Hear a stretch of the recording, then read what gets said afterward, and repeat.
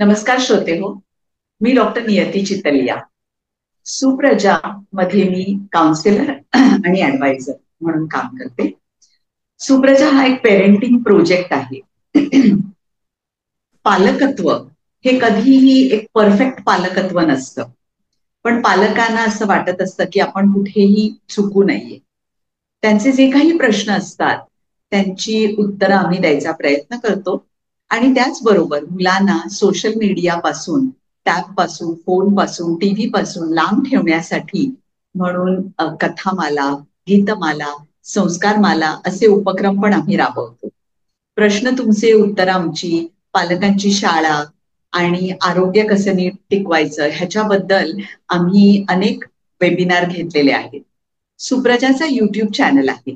त्या युट्यूब चॅनलला तुम्ही सबस्क्राईब केलं नसेल तर आजच सबस्क्राईब करा, कमेंट करा, मित्रपरिवाराला सांगा आणि खाली जी नोटिफिकेशन बेल आयकन आहे तिथे दाबायला मात्र विसरू नका, म्हणजे नवीन नवीन व्हिडिओ आले की तुम्हाला बघायला मिळतील.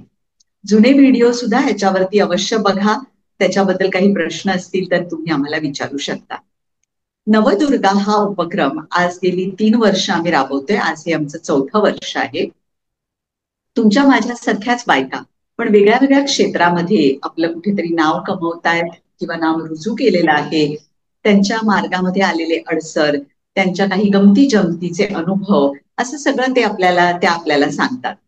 तर त्यांना बोलतं करून आपण त्यांचे अनुभव घेतो, म्हणजे ज्या योगे आपण शिकू शकतो की ह्या काही सुपर वुमन नाहीयेत, तुमच्या माझ्यासारख्याच बायका आहेत, पण त्या जर काहीतरी वेगळं करू शकतात तर आपणही काहीतरी तसं वेगळं करू शकतो किंवा तसा एक मार्ग घेऊ शकतो. आज आपल्याकडे ज्या आपल्या पाहुण्या आलेल्या आहेत ती आहे यशोधरा जोशी. आपण जसं मागे म्हटलं की अनेक व्यक्ती आज 30 वर्ष 40 वर्ष ह्या क्षेत्रामध्ये आहेत, पण नवतरुणाईला सुद्धा आपण कुठेतरी आपलं एक शिक्कामोर्तब करायला पाहिजे. ह्याच्यासाठी आज अगदी तरुण अशी यशोधरा जोशी आपण आज आपल्या कार्यक्रमामध्ये तिला बोलावलेलं आहे.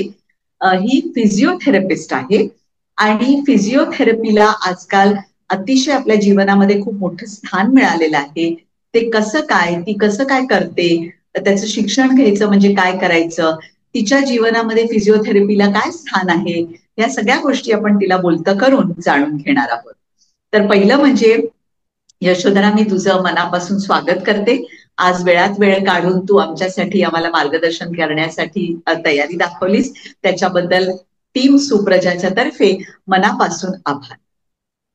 धन्यवाद. मला पण इकडे येऊन खूप छान वाटतंय. मला थँक्यू, धन्यवाद मला ही संधी देण्यासाठी.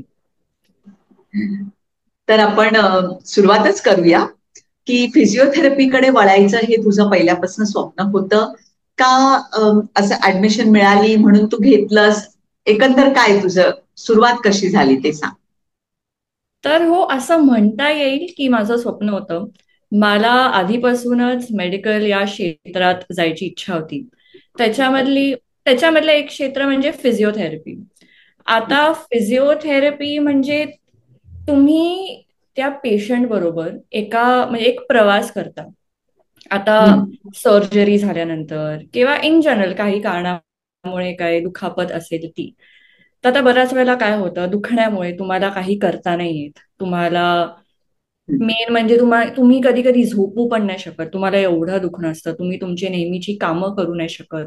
तुम्हाला दुखण्यामुळे तुमचा तो कॉन्फिडन्स जातो नेहमीच्या आपल्या गोष्टी करायला, जे तुम्हाला नेहमी तुम्ही अदरवाईज आरामात करू शकता. तर फिजिओथेरपीनी तुम्ही त्यांना ते करायला परत आत्मविश्वास त्यांचा वाढवताय.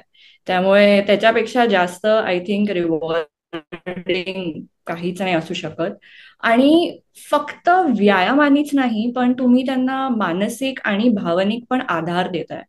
आणि मला अशा क्षेत्रात जायचं होतं ज्याच्यात तुम्ही लोकांशी जास्त कनेक्ट पण करू शकता. तर फिजिओथेरपी एक असं क्षेत्र आहे जिकडे म्हणजे खूप रिवॉर्डिंग आहे. बेसिकली तुम्हाला खूप जास्त असं खूप फुलफिलिंग आहे. म्हणून मला फिजिओथेरपी या साईडला जायचं होतं. बरं. आणि फिजिओथेरपी म्हणजे कसं, आता इव्हन वृद्ध लोक ज्यांचं म्हणजे आता ती अँब्युलेटरी नाहीये, झोपूनच आहेत समजा, त्यांना पण मदत होते का फिजिओथेरपीने? हो, म्हणजे डेफिनेटली फिजिओथेरपी तुम्ही वृद्ध म्हणा, तुम्ही छोटी मुलं म्हणा, तुम्ही खेळाडू म्हणा, ज्यांना स्ट्रोक, आपण न्यूरोलॉजिकल कंडिशन म्हणतो, ज्यांना स्ट्रोक किंवा पॅरालिसिसचा अटॅक झाला असेल, ज्यांना हृदयाचा काही त्रास असेल, श्वास घेताना प्रॉब्लेम असेल, तुम्ही A to Z म्हणा, तुम्ही सगळ्यांना फिजिओथेरपीचा उपयोग होऊ शकतो. जसं तुम्ही म्हणालात, आजी आजोबांना सुद्धा. आता काय होतं, काही कारणांमुळे तुमची शक्ती एका ठराविक वयानंतर ताकद खूप कमी व्हायला लागते. जे आपले स्नायू असतात ते कमजोर व्हायला लागतात. तर त्याच्यासाठी फिजिओथेरपी हे खूपच उत्तम आहे. तर असं नाही आहे की तुम्हाला एकदमच खूप जास्त व्यायाम करायचा आहे किंवा असं नाही. तुम्ही झोपल्या झोपल्या पण थोडेसे व्यायाम केले, जेवढं तुम्हाला जमतंय तेवढी तुम्ही सुरुवात केली, त्यांनी पण पुढे जाऊन त्याचा खूप जास्त फायदा होतो. त्यामुळे तुम्ही घरातल्या घरात ज्या गोष्टी त्यांना आवडतात, आता काही काही आजी असं पण असतात की त्यांचा खूप जास्त, जसं मी सांगितलं, कॉन्फिडन्स खूप कमी झालेला असतो. तर तुम्ही त्यांचा कॉन्फिडन्स वाढवून देता. कुठेतरी कधीतरी तुम्ही ऐकलं असेल की कोणीतरी बाथरूम मध्ये पडलं, काहीतरी हिप हो, फ्रॅक्चर झाला, हे झाला, हो, तर त्याच्यामुळे त्यांचा कॉन्फिडन्स खूप खाली जातो. तुम्ही असं पण म्हणता की त्यांना खूप इंडिपेंडन्स, स्वतंत्र राहण्याची खूप सवय असते. तर हो, त्याच्यानंतर तुम्ही त्यांना सांगताय की तुम्ही आता वॉकर घेऊन चाला, तुम्ही आता काठी घेऊन चाला, तर ते एक हो, मानसिक पण तो एक ब्लॉक असतो. तर तो बरोबर. पण, त्याच्यात पण तुम्ही त्यांना आधार देताय, तुम्ही त्यांना सांगताय, तुम्ही त्यांचं ट्रेन करताय. तर त्यामुळे त्यांना खूप जास्त मदत होते फिजिओथेरपीची. तर तुम्ही बेसिकली एक मानसिक त्यांचा खूप कॉन्फिडन्स वाढवताय त्यांची बाकीची कामं करायला. दुसरं म्हणजे तुम्ही त्यांना त्यांच्या स्नायूंची जास्त ताकद वाढवताय. तुम्ही त्यांना जे नेहमीची त्यांची कामं असतात ती करायला मदत करताय. तर ते एक मेन फिजिओथेरपीचा त्यांना खूप जास्त उपयोग होतो. आणि एक अजून एक, मन त्यांचं खूप रिफ्रेश राहतं की आपण नेहमीपेक्षा काहीतरी वेगळं केलं, तर त्याचा पण एक खूप फायदा अगदी होतो. बरोबर. फायदा. आता जे आपण ऐकतो खेळा,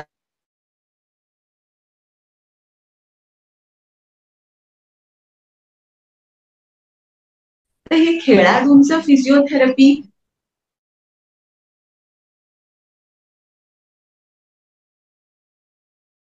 हो, म्हणजे वेगळं डेफिनेटली आहे.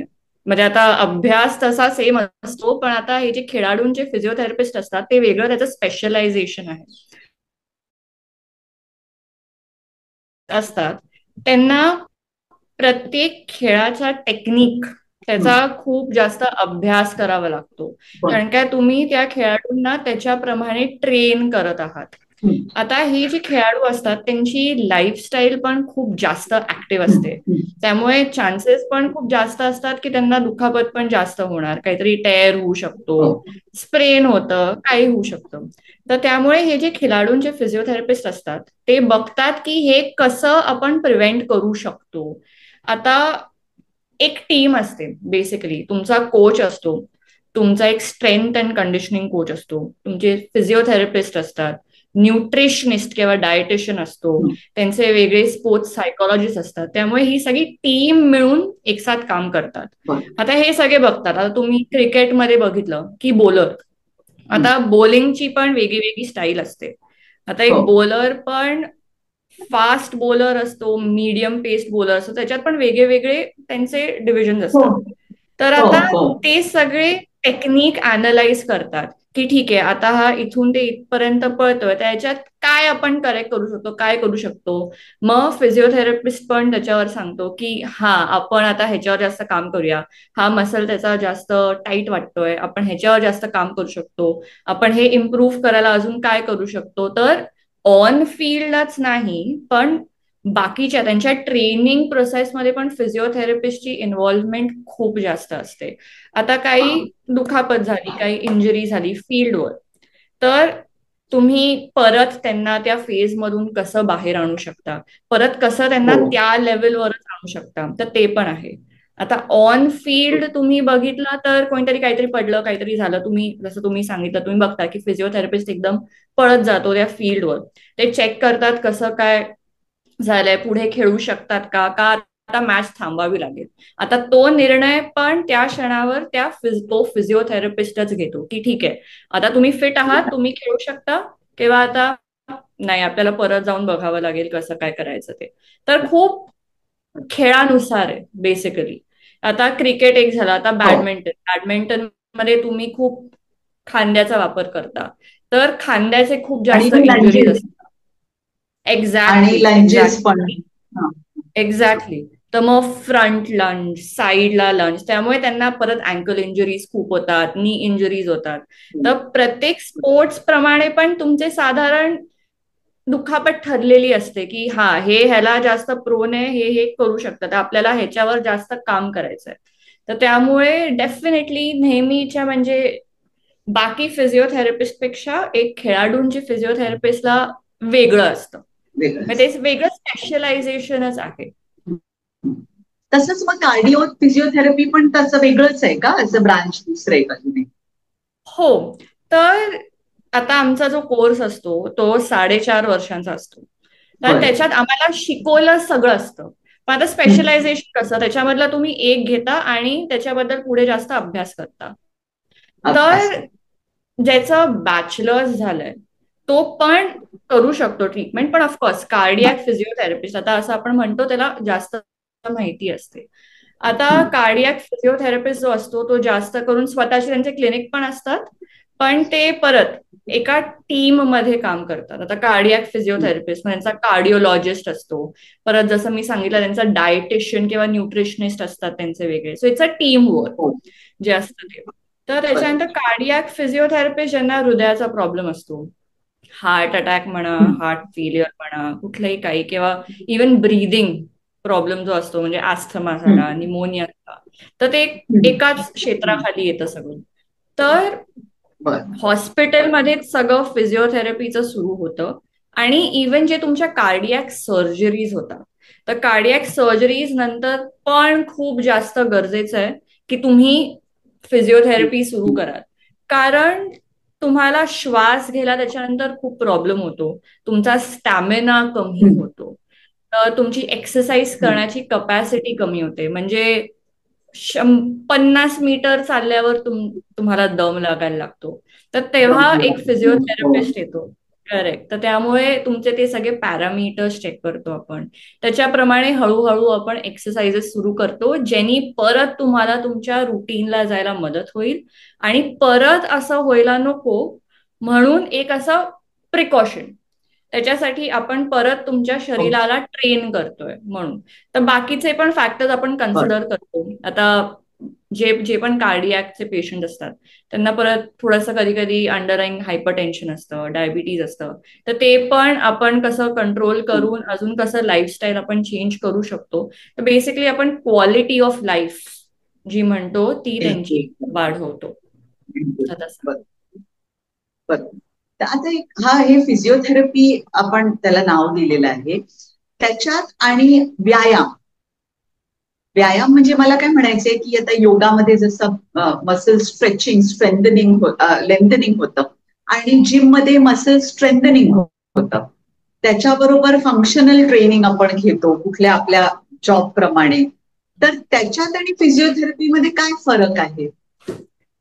आता जे आपण जनरली व्यायाम करतो आणि ते जिम मध्ये वगैरे करतो, व्यायामात एवढा फरक नाहीये. पण तुम्हाला जे झालंय, तुम्हाला जे दुखापत आहे, त्याच्याप्रमाणे कुठले व्यायाम तुम्ही करावे त्यांनी तुम्हाला फायदा होणार, तो हा. एक मेजर डिफरन्स आहे, ते एक आहे. आता व्यायाम म्हटलं तर तुम्ही आता फिजिओथेरपीचे व्यायाम सुरू कराल किंवा काही कराल, तर ते तुमच्यासाठी कुठले सर्वात जास्त चांगले व्यायाम आहेत. तुम्हाला काय झालंय आता, तुम्हाला असं काही दुखापत वगैरे पण नसेल, पण तुमचं काहीतरी एम असेल की हा, मला हे करायचंय, मला हे करता यायला पाहिजे, तर त्याच्याप्रमाणे फिजिओथेरपिस्ट येईल आणि तुम्हाला सांगेल की आता तुम्ही असं असं करा. एक आधी पूर्ण असेसमेंट होईल. बरं. म्हणजे फक्त स्ट्रेंथची नाही, फ्लेक्झिबिलिटी जी आपण म्हणतो त्याची नाही, पण फुल तुमची आधी पण काही नसेल तरी हिस्ट्री घेतील, हे हा. करतील, ओके तुम्हाला हे होण्याची शक्यता जास्त आहे आपण हे केल्यावर. तर तसं आधी सगळी असेसमेंट होते आणि त्याच्याप्रमाणे तुम्हाला सांगतात हे एक्सरसाइज किंवा हे व्यायाम हे तुम्ही काय तुम्ही एवढे एवढे करा, ह्याच्याप्रमाणे आपण नंतर प्रोग्रेस करू. तर त्यामुळे फिजिओथेरपीमध्ये पण आपण स्ट्रेंथनिंग एक्सरसाइजेस करतो, त्याच्यामध्ये पण आपण फ्लेक्झिबिलिटी एक्सरसाइजेस करतो. तर एक्सरसाइज योगासना पण खूप असतात. तर त्यामुळे ते सगळं सेम राहतं, पण तुम्ही कसं तुमच्यासाठी ते इम्प्लिमेंट करता. तुम्हाला ते आता ते फिजिओथेरपिस्ट ठरवतात. एक्झॅक्टली, तर तो एक मेजर हा, फॅक्टर आहे. फॅक्टर असतो. आणि एकंदर मी बघितलंय की आता नी रिप्लेसमेंट सर्जरी हल्ली खूप प्रमाणात होते. त्याच्यानंतर एक्सटेन्सिव्ह फिजिओथेरपी केली तर तुम्हाला पुढे आयुष्यामध्ये काहीही त्रास होत नाही, चालणं बिळणं छान होतं. पण त्याच्या एकंदर जेव्हा आम्ही सुद्धा पेशंटना सांगतो की तुम्ही फिजिओथेरपी घ्या, तेव्हा त्याच्याबद्दल एक जनरल असं औदासीन्य असतं की ते येतात, ते करून घेतात आणि जातात. पण स्वतःहून करणं किंवा स्वतःहून त्याच्या तर ते म्हणजे त्याच्याबद्दल तुम्ही काही आहे का काही असं हो करू हो. शकतो? तर आता जसं तुम्ही सांगितलं, नी रिप्लेसमेंट ही सर्जरी आता खूपच कॉमन झाली, आपल्याला खूप बघायला मिळते. तर मी पेशंट्सला तेच सांगते, एक कारण जे मला सगळ्यांनी सांगितलंय की काय एक्सरसाइज होत नाही ते आहे दुखण्यामुळे. पण माझा हा. त्यांना हेच सल्ला असतो की सुरुवातीला तुम्ही काहीही नवीन केलं तर तुम्हाला दुखणार आहे. तुम्हाला जशी त्याची सवय होईल ते दुखणं कमी होत जाणार आहे. तर ते एक आहेच डेफिनेटली. आणि सर्जरी झाल्यानंतर तुम्ही काहीही केलं, तुम्ही कितीही औषधांवर असाल, तरी 1 महिना जो असतो सर्जरी नंतर तो त्रास होतो. तर त्याला आपण हो. म्हणजे काही करू नाही शकत ॲज सच. पण फिजिओथेरपी या 1 महिन्यात खूप जास्त महत्वाची आहे. आता असे हम्म. पण मी अशा पण पेशंट्सना नंतर भेटली आहे ज्यांनी तो 1 महिना काही केलं नाही, तर मग त्यांचा गुडघा हा. परत स्टिफ होऊन जातो. म्हणजे असं सर्जरी नाही केल्यासारखं आहे ते. कारण हा हो. 1 महिना तुम्ही काही हालचाल केली नाही, तुम्ही ताकद नाही वाढवली, तुम्ही गुडघा बेंड नाही केला, तुम्ही चाललं नाही, काय जे करायचं ते नाही केलं, तर ते सर्जरी नाही करण्यासारखं आहे हम्म. बेसिकली. त्यामुळे तो 1 महिना म्हणजे फिजिओथेरपिस्ट येऊन करून जाईल, पण तुम्हाला पण म्हणजे फिजिओथेरपिस्ट दिवसातून एकदाच येईल, हो. पण तुम्हाला ते दिवसातून 4दा ठराविक 2-3 व्यायाम दर 2 तासांनी ते कंपल्सरी करावेच लागतात. त्यामुळे करायलाच त्याला पाहिजे कारण अनफॉर्च्युनेटली काही असा हो. ऑप्शन नाहीये. ते आणि आम्ही नाही असं आणि पण करतो की सर्जरी नंतर तर आहेच आहे, पण सर्जरीच्या हो. आधी पण तुम्ही ते व्यायाम सुरू केले तर जी आपण रिकव्हरी हम्म. प्रोसेस जी म्हणतो ना ती खूप सोपी होऊन जाते. त्यामुळे आम्ही त्याला प्री रिहॅबिलिटेशन म्हणतो. तर सर्जरी हो ना. होण्याच्या आधी जे एक्सरसाइजेस करायचे असतात ते आम्ही त्यांच्याकडून ते करून घेतो आणि त्यांना सांगतो की अजून तुम्ही काय काय करू शकता. तर जो रिकव्हरी बरं. प्रोसेस असतो आपल्या सर्जरी नंतर तो ऑटोमॅटिकली त्यांचा खूप सोपा होऊन जातो आणि असा खूपच हा. नोटिसेबल असा म्हणजे फरक कळतो. म्हणजे ज्यांनी सर्जरीच्या आधी व्यायाम केलेत त्यांचं दुखणं आणि ज्यांनी बिलकुलच आधी काही नाही केलंय त्याचं दुखणं. तर त्यामुळे खूप फरक आहे. त्यामुळे मी सगळ्यांना हाच सल्ला देईन की काही झालं जरी नसेल तरी तुमच्या स्नायूंची ताकद वाढवायला तुम्ही व्यायाम सुरू करा. त्यांनी नंतर खूप जास्त फायदा होतो. नक्कीच नक्कीच. आणि आता तू जे म्हणालीस दुखणं, तर मला आठवते मी अगदी सुरुवातीला जेव्हा जिम जॉईन केली होती तेव्हा माझ्या इन्स्ट्रक्टरनी मला सांगितलं होतं की आम्ही आमच्या बोलण्यामध्ये ह्याला मीठा दर्द असं म्हणतो. म्हणजे दर्द तो है मगर मीठा है क्यों? क्योंकि मैंने करेक्ट. कुछ किया है मेरी बॉडी के लिए म्हणून ते दर्द असतं. तर ते तुम्ही एक्झॅक्टली. पचवायला शिकायला पाहिजे. असं हो नुसतं लोकांना हल्ली काय झालंय, गोळी घ्या आणि दुखणं नको, मला हो दुखणं नको. पण ते दुखतंय हो. कशा, ते चांगलं दुखणं आहे. म्हणजे आता तू एक्झॅक्टली. सर्जरी केलीयस, एवढी छान खर्च केलायस, नी हो रिप्लेसमेंट, तर त्याला जे कार्टिलेजेस आहेत, मसल्स आहेत, त्याला तू नीट लेंथन करायलाच पाहिजे. हो तर हो हो. ऍज अ फिजिओथेरपिस्ट तुझा दिवस कसा म्हणजे सुरू होतो? आता कधीतरी असेल की पेशंट कमी जास्त असतील, पण तू प्रत्येक पेशंटच्या घरी जातेस का? कसं असतं तुमचं? क्लिनिक असतं का? तुम्ही हॉस्पिटलशी जास्त रिलेटेड असता?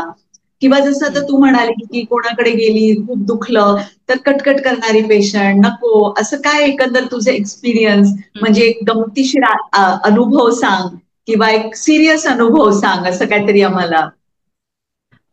तर मी एवढी हॉस्पिटलला अटॅच नाही आहे, तर माझी स्वतःची प्रॅक्टिस आहे. बर. मी एका पॉलिक्लिनिकमध्ये काम करते, तर मी तिकडे अपॉइंटमेंट बेसिसवर, तर ज्यांना जमतंय क्लिनिकला यायला तर ते तिकडे त्या क्लिनिकमध्ये येतात, पण जास्त करून माझे होम व्हिजिट्स असतात. तर त्याच्यामुळे बर. माझा प्रत्येक दिवस असा वेगळा असतो. माझा असं काही रुटीन एकदम सेट नाहीये. पण तुम्हाला असं बर. 2-3 असे एक्झाम्पल्स द्यायचे असतील तर, आता जसं आपण डिस्कस केलं नी रिप्लेसमेंट, तर हम्म. त्यांचं दुखणं खूप जास्त असतं. तर आय थिंक फिजिओथेरपिस्टला पेशन्स असणं खूप गरजेचं आहे. आणि बर. आपल्याला म्हणजे फिजिओथेरपिस्टला हे पण कळायला पाहिजे की ते उगाचच नाही म्हणत आहेत की दुखतंय, त्यांना ऍक्च्युअली खूप जास्त त्रास आहे आणि खूप असतो त्रास.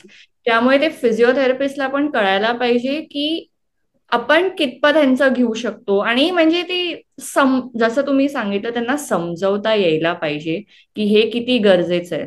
तर असं नाहीये, तर मला असं खूप हे वाटतं की त्यांना तुमच्यांना असा एक्सपिरियन्स आलाय की फिजिओथेरपिस्ट येऊन करून गेली, तर ऍक्च्युली तसं नाही असायला पाहिजे.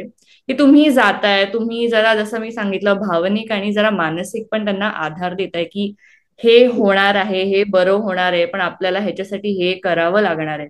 तर बर. ते त्यांना समजवणं खूप जास्त, फक्त सर्जरीसाठी नाही पण बाकीचे पण जे असतात इंजुरीज असतात हे, तर पेशंट एज्युकेशन जे आपण म्हणतो हो. ते खूप जास्त इम्पॉर्टंट आहे. त्यामुळे खूप त्यांना ते तुम्हाला महत्वाचं. समजवता यायला पाहिजे. तर ते मग मग ते त्याच्यानंतर समजावताना, आता ते समजावताना, ते करताना असे काही तुझे गमतीशीर अनुभव आहेत का, ते पण आम्हाला हो, सांग. तर जे माझे पेशंट्स खूप आजी आजोबा पण आहेत. तर बर. त्यामुळे सर ऍक्च्युली असं खूप छान अनुभव आहेत माझे. तर त्यांच्याकडून खूप जास्त प्रेम मिळतं मला, त्यांचे खूप मला अनुभव ऐकायला मिळतात. त्या आज्या ज्या बरं. एकदम सुगरण असतात त्या मला खूप खायला घालतात. तर अच्छा. म्हणजे असं म्हणजे त्या मी असं कधी कधी जरा सकाळचा जो आपला नाश्ता असतो त्याच्यानंतर वगैरे गेले तर बऱ्याच आज्या माझ्यासाठी ऑलरेडी करून ठेवतात नाश्ता. त्यामुळे मला खाण्यापिण्याचं काहीच हे नसतं. म्हणजे तिकडे गेल्यावर प्रॉब्लेम त्यांनी येत माझ्यासाठी ठेवलंच असतं. नाही. म्हणजे तुम्ही कितीही त्यांना सांगाल मी खाऊन आलीये, मी खाऊन आलीये, तरी ते तुम्हाला खायलाच पाहिजे. एक्झॅक्टली. तर त्यामुळे त्याच्यामुळे खूप गमतीशीर अनुभव आहेत. आणि अनफॉर्च्युनेटली आजकाल असं पण झालंय की बरेच आजी आजोबा एकटे पण राहतात. म्हणजे मुलं US ला गेले परदेशात. असतात, परदेशात गेलेले असतात. तर त्यामुळे त्यांना पण ते असं छान वाटतं की हा म्हणजे कोणीतरी येतंय, आपल्याला बोलायला आलंय. मिळतंय. बरोबर. मग हो. आम्ही आता गणपतीच्या वेळेसच आता एक आजींना वॉकरचा आधार घ्यावा लागतो चालताना वगैरे. तर त्यांना तो कॉन्फिडन्स नाहीये की आपण एवढं चालू शकतो, आणि त्यांना गणपती बघायची खूप इच्छा होती. तर मग मी त्यांना बर. तिकडे बर. घेऊन गेलेले. तर आम्ही 2-3 अच्छा. म्हणजे आम्ही पूजा अटेंड केल्या. आम्ही तिकडे हे सगळं गणपती सगळं वातावरण मी त्यांना तिकडे घेऊन गेले, तर त्यांना तो एक जरा छान असं खूप छान वाटलं असेल खरंच. हा एक्झॅक्टली. तर मग तसे माझे खूप म्हणजे हे आजी तुझ्या आजोबा वलयाच्या, माझे. हा, आणि वलयाच्या बाहेर जाऊन तू काहीतरी केल्यामुळे मनामध्ये एकदम खूप समाधान पण तुला झालं असेल की आपण हो काहीतरी हो वेगळं केलं, नाही का. हो. नाही, आता हे तू आजी आजोबांचं सांगतेच आहेस.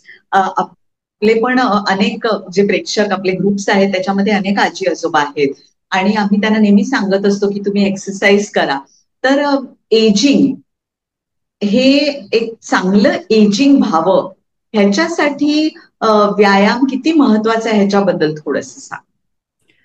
आता जसं आपण म्हणालो व्यायाम तर महत्वाचा आहेच, पण आता जसं वय वाढत जातं तसे आपले हाडं ठिसूळ होत जातात. आपले हं. जे स्नायू असतात त्यांच्यामध्ये ताकद कमी होते. आता आपल्या शरीरामध्ये ती कपॅसिटी असते की आपण जसं आपलं वय वाढतंय तरी आपण ताकद वाढवू शकतो. ओके. आपण अजून त्या मसल्सला लेंदन करू शकतो. फक्त ती जी सगळी प्रोसेस असते ती वयाप्रमाणे जरा स्लो असते. तर बर. व्यायाम केल्यामुळे तुम्ही तुमचा फ्रॅक्चर रिस्क कमी करताय बेसिकली. जसं आपण हा. म्हणालो की आपण खूप आपल्याला ऐकायला येतं की कोणीतरी बाथरूम मध्ये पडलं, हिप फ्रॅक्चर झालं, हो, हिप पाय फ्रॅक्चर. हो. कुठेतरी जिन्यावर सटकला तर त्यामुळे इकडे लागलं तिकडे लागलं. तर फ्रॅक्चर रिस्क तुम्हाला पुढे जाऊन कमी करायची असेल तर व्यायाम हा एक सोल्युशन आहे. आता आपण व्यायामाने आपण हाडाची ताकद नाही वाढवू शकत, पण त्याच्या आजूबाजूला जे स्नायू आहेत आपण त्यांची ताकद वाढवू शकतो. तर जेव्हा आपण उभं राहतो, आपण चालतो, आपलं सगळं वजन आपल्या गुडघ्यांवर येतं, खुब्यावर येतं. तर ते वजन येतच, पण अजून एक खालून आपण असा ग्राउंड रिॲक्शन फोर्स असतो ते पण असतं. त्यामुळे आपलं हो. असं वजन पण येत आहे, असं वजन पण येत आहे. तर त्यामुळे मसल्स तुमचे म्हणजे मसल्स म्हणजे स्नायूंमध्ये ताकद नसेल तर मग परत हे दुखणं, गुडघे दुखी सुरू हो. झालं, अगं म्हणजे ते दुखणं परत सगळं सुरू होतं. त्यामुळे व्यायाम हे थांबलं करणं नाही. गरजेचंच आहे, तुम्हाला तुमचं पुढचं जे आयुष्य आहे ते जरा अजून छान घालवायचं असेल तर, आणि आणि बेड हो, रिडेन होऊ जास्त नये. राहायचं नसेल. आणि इवन लहान मुलांच्यासाठी आता, की आम्ही लहान मुलांना म्हणजे पालकांना सांगतो, की अगदी तुम्हाला काही प्रोफेशनल असं खेळ नसेल तरी, म्हणजे आमचे जे खूपसे मेंबर आहेत ते खूप आडगावामध्ये किंवा अगदी रुरल महाराष्ट्रामध्ये राहणारे पण आहेत. पण तिथे कुठे ना कुठेतरी एखादं मैदान, ग्राउंड असं काहीतरी असतंच असतं. तर तिथे तुम्ही मुलांना घेऊन जा, त्यांना धावायला लावा, त्यांना खेळायला लावा, मातीत खेळायला लावा, त्यांना पडू दे, लागू दे, तर त्यांना त्यांची वाढ चांगली होते. तर हे म्हणजे खेळ प्रोफेशनल सारखेच खेळ पाहिजे का, हे आम्ही सांगतोय हे बरोबर सांगतोय? नाही, तुम्ही सांगताय डेफिनेटली बरोबर सांगताय. मेन हम्म. काय आहे की आता टेक्नॉलॉजी, मोबाईल फोन, त्याचा यूज म्हणजे वापर एवढा जास्त झालाय की आजकाल हो. मुलांचं बाहेर पडणंच खूप कठीण झालंय. तर त्याच्यामुळे त्यांचे बाकीचे पण प्रॉब्लेम्स परत सुरू होतात.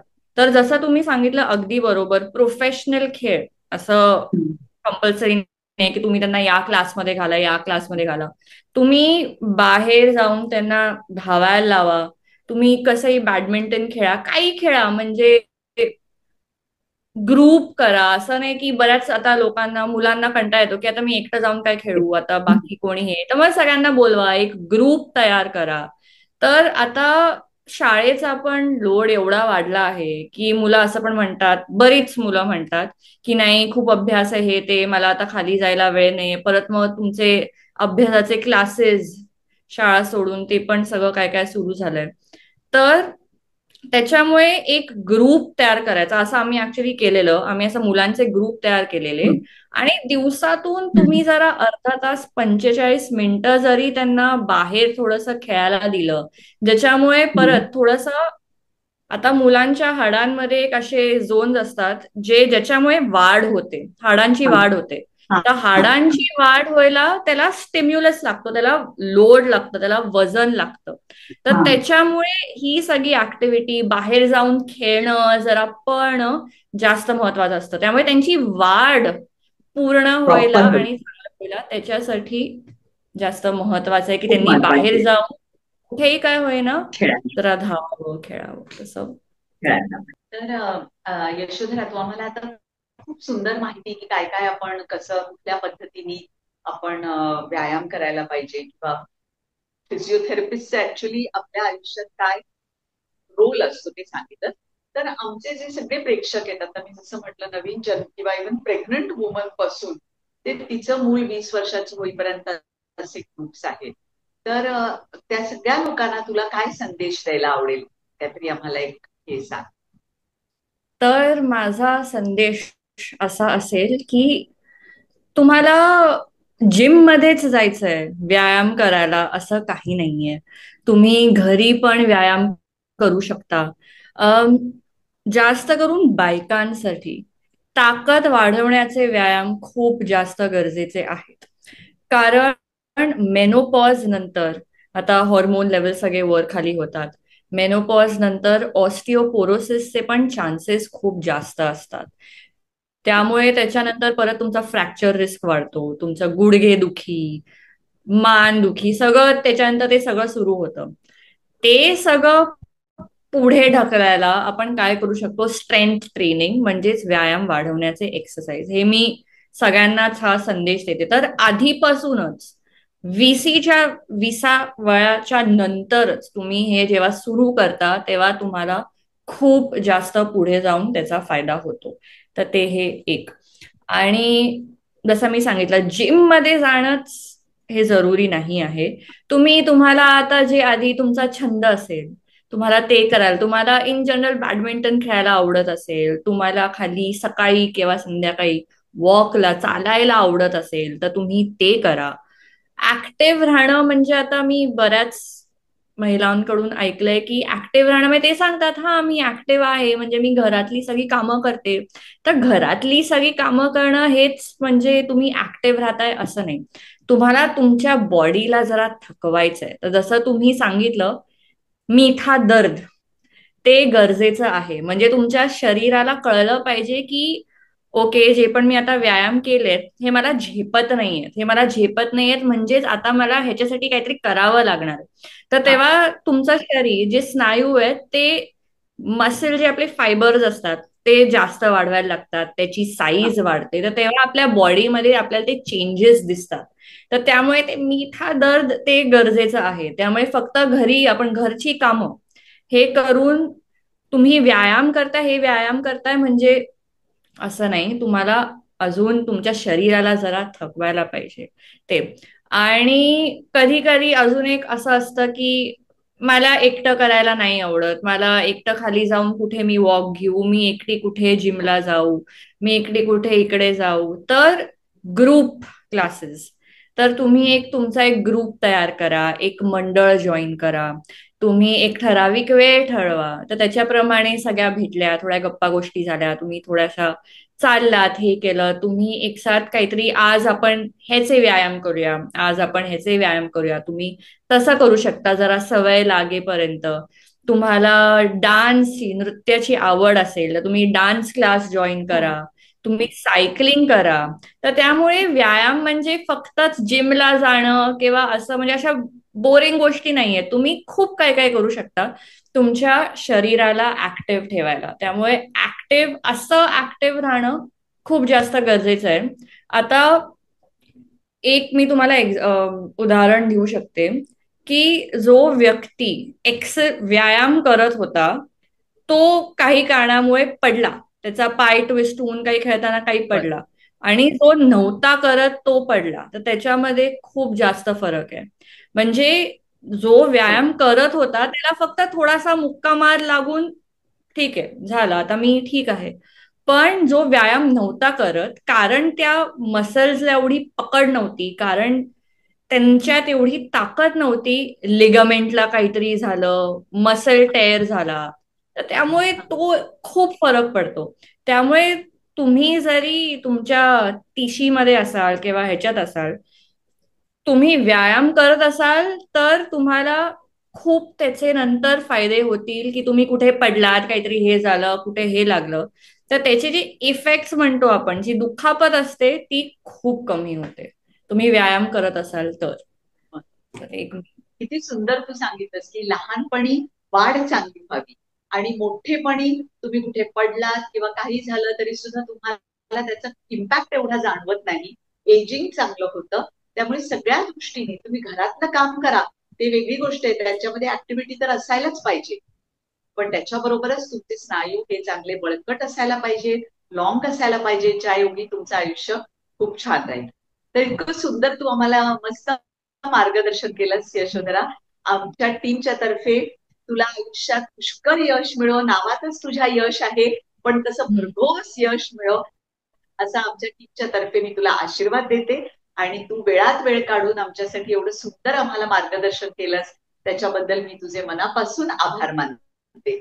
तर अशी आमची नवदुर्गा जी आम्हाला यशोधरा जोशीच्या रूपाने आज लाभलेली आहे, तिचं आम्ही सगळ्यांच्या टीमच्या तर्फे आभार मानतो.